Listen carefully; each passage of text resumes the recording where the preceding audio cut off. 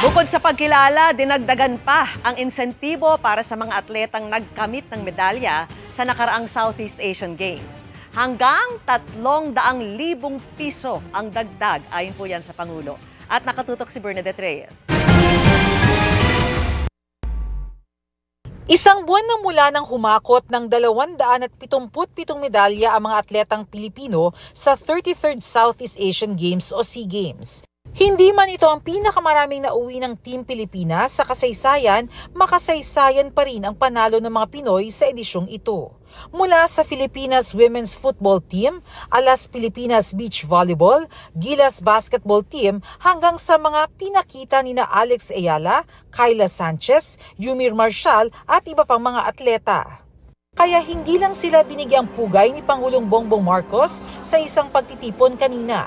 Inanunsyo rin ng Pangulo ang dagdag insentibo para sa mga 2025 SEA Games medalist bukod sa dati ng insentibo na itinakda ng batas.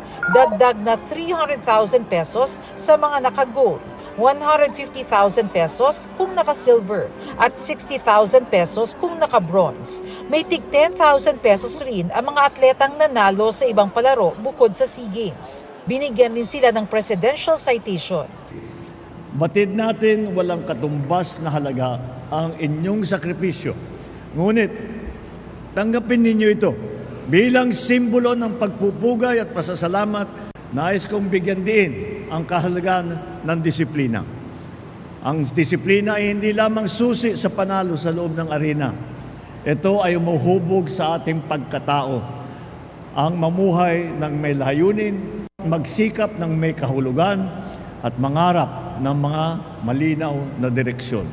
At dahil isinusulong anya ng administrasyon ang pag-angat ng kalidad ng sports development, pinapalawak pa ang grassroots at new sports program at dinadagdagan ang mga sports facilities.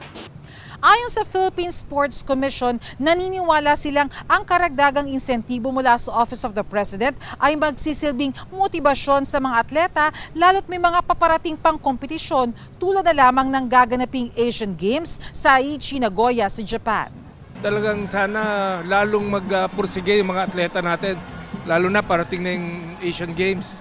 Importante yon, mahigitan natin yung 4 golds. Masaya po dahil kumbaga may extra bonus pa, and then mas nakakapagbigay po yun ng inspirasyon para sa amin mga atleta.